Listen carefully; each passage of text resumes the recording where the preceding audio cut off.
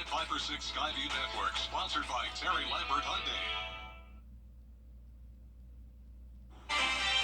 Well, we've had some pretty dry days over the last several days. That's going to be changing as some rain showers are headed our way, and some of that rain could be heavy as well. We'll look at your 5/6 forecast is coming up. Right now on News Channel 6 at 6, a new twist in the disappearance of Jamila Smith. We'll have the latest information as your news at 6 starts now. Live from Television Park, this is WJBF News Channel 6 at 6. Hello, everyone. I'm Jenny Montgomery. I'm Brad Means. Thanks for joining us as we lead things off today with a check of our weather. For that, we turn to our chief meteorologist. I'm beginning now with new developments in the case of a missing 30-year-old mother out of Aiken County. A second suspect is now wanted. Nikita Dennis is live outside the Aiken County Sheriff's Office now with details. Nikita? Yeah, 35-year-old Brian Alexander Hamilton Jr. is wanted in connection to the murder investigation of Jamila Smith. Smith went missing last December and has been missing since. Investigators say her ex-boyfriend Daniel Harmon is currently behind bars facing murder charges. I spoke to Captain Eric Abdullah with the Aiken County Sheriff's Office, and he tells me Harmon and Hamilton are cousins. Captain Abdullah says they've been looking at several leads in the investigation, and they still have a long way to go and are asking the community for help. Well, it's important that we continue to have community support, especially in a case like this. There's somebody out there that has a piece of information, regardless of how small they think it is, share it. It's, you know, you can even share it anonymously. But any information to help bring this young lady home to her family will be outstanding to this investigation. He also says that they've been looking into where Smith's body might be, but so far there are no leads. Live in Aiken County, Nikita Dennis, WJBF, News Channel 6. 3 people facing kidnapping charges tonight in South Carolina, where investigators say a woman was found injured near a boat landing in Jasper County. They say the woman had been taken from Barnwell County. Adrian Ginn was arrested in Hampton County. Kayla Bostic and Jamal Riley arrested up in Indiana. They're going to be brought back to Barnwell County. A former Richmond County deputy is suing the sheriff's office claiming discrimination. Quincy Cannon was a deputy from 2018 until 2022. He says he was forced to resign after being accused of excessive use of force on a handcuffed subject. But in his lawsuit, he claims other sheriff's deputies accused of similar violations were treated better. He's seeking back pay, front pay, and damages. The debate continues over whether Augusta's mayor should be able to vote. Graham, a poultry processing company with eyeballs in Aiken County, suffers a setback. Aiken Bureau Chief Sean Cabbage-Dog is live with more on what's next for the multi-million-dollar project. Hey Jenny, it's great to be with you. The House of Rayford wanted perks from the city and the county in order to build that facility here off of Frontage Road in Aiken County. County Council didn't approve his plans. Many of the folks I spoke with had concerns about the environmental and social impacts. The North Carolina poultry processing plant planned to invest $185 million in creating a plant here in Aiken County, creating 900 jobs at $18 an hour plus benefits. County Council didn't approve a plan to set a fee instead of having taxes paid. Aiken County Council Chairman Gary Bunker expressed concern about the plant's wastewater treatment needs, citing insufficient infrastructure to support the proposed capacity.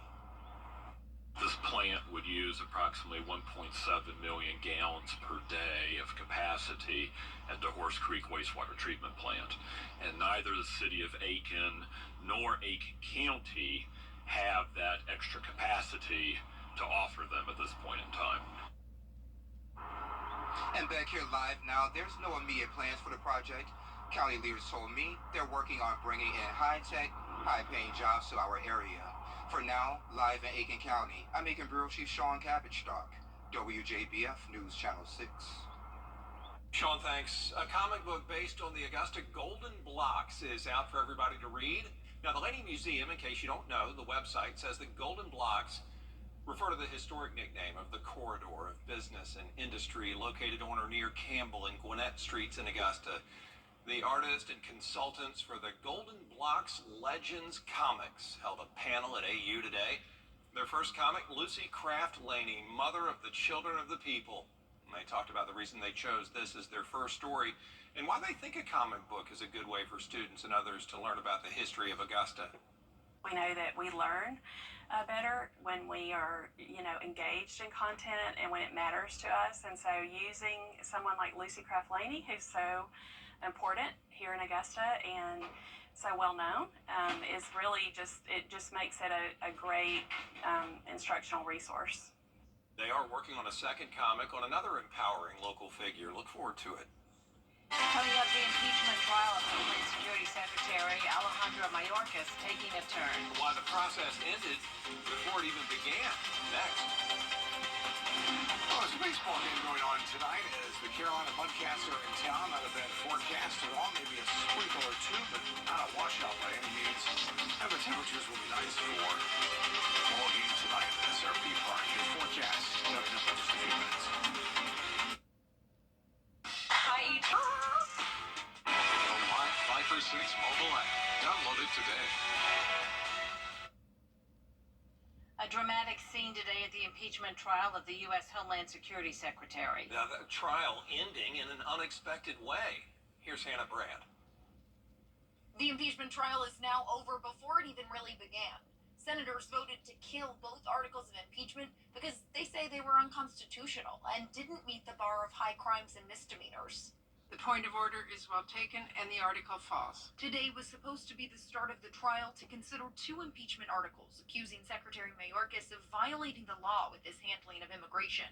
But when Senate Majority Leader Chuck Schumer tried to set the ground rules for debate to start the trial, I object. Republican senators didn't agree with the process. I will not assist Senator Schumer in setting our Constitution ablaze and bulldozing 200 years of precedent. So Senator Schumer decided to throw it all out. We gave your side a chance for debate in public, where it should be. And your side objected. We are moving forward. Now that the Senate has dismissed those charges, it's all back to business as usual. In Washington, I'm Hannah Brand. Our chief meteorologist Tim Miller back with a check of our weather.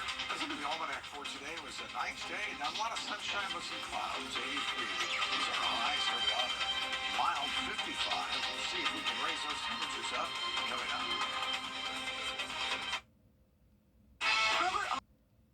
Scheffler tees off at 10:30 on Thursday with Jordan Spieth.